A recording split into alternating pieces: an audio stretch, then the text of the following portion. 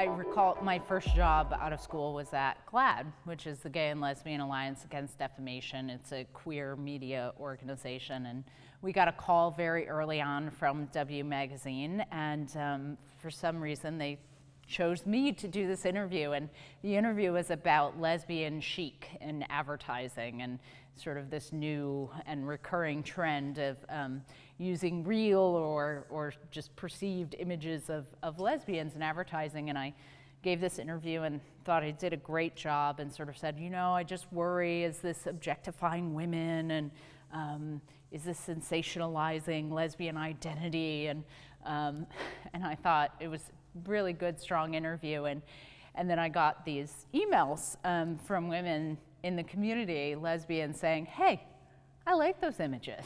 I like those advertisements. It's nice to see me or people in my community represented. I love how fashion just gives us different ways to look at things and makes us sort of take that second look and think, well, this is how I feel about something, but how do other people feel? And what is that expression like? So it's ironic to me that my first interview was with this very iconic, very well-respected fashion magazine, where I was sort of coming out against these images, and then came to realize, oh no, this can actually be a really great thing and provide some representation for a community that doesn't often get that. It's quite a treat to be able to come and talk about fashion. Fashion is sort of a passion of mine and kind of a hobby for me, but I will say that as I thought more about the LGBT or the queer community and fashion, there's such a natural overlap. We are two communities that care deeply about protecting self-expression and making sure that people are able to be who they are and express themselves in a way that feels good. So when we at the center, you know, we run a youth program, and we have many young people who express themselves through fashion, and young people who are deeply passionate about how they present themselves to the world. Not just as young people, but as young gay or lesbian, bisexual, or transgender people. And we really provide a space at the center in New York where they can express that. For some young women who come from really religious backgrounds, it's the first time in our groups that they get to wear pants. And it's such an opening of their world. For some young boys, it's the first time that they show up in public in a dress. And for many of them, it's the first place where that is embraced and celebrated.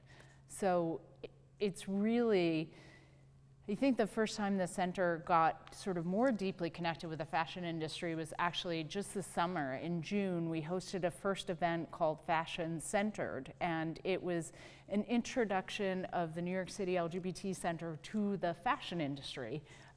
It was a dinner, and we had a quite impressive list of honorary host committee members and designers who showed up.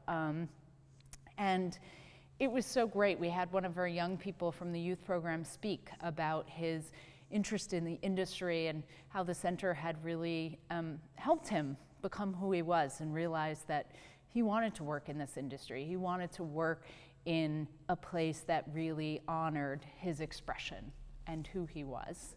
And it's something we're planning on doing annually. There's such a nice dovetail of these two communities. And it got me thinking about the fashion industry and just some of the tremendous philanthropy that the community has done. You know, DIFA, the Design Industry Foundation Fighting AIDS, is 30 years old almost. And you've got Jeffrey Fashion Cares, Jeffrey from right here in New York City, a fantastic icon in our community, who not only has contributed creatively in many ways, but also contributed and contributes every year to LGBT and HIV and AIDS causes. And those are things that I think our community really, really appreciates, that kind of support. When you come out as a queer person, as an LGBT person, you're coming out as someone who is different than the majority. And that is something that I think has always been celebrated in fashion, that uniqueness, that unique expression. And so it's given us, it's given queer kids and LGBT people of all ages a place to really look and feel honored and celebrated for being different, for being unique. And so it's something I really appreciate and feel very honored to live in New York City, where every day on most sidewalks there's a kind of runway going on. And you get closer to our center on 13th Street, and even when I was walking here, there was a fabulous young person with a zillion different colors and scarves and a vest and these fantastic heels walking down the street, and didn't know this person's gender. I didn't know what their sexual orientation was, but they looked like they felt really confident, and they were heading to the center. It's a great moment. I love that we get to foster that here in New York City. If anyone is interested in getting more information about the center, it's gaycenter.org, or the main telephone number is 212-620-7310.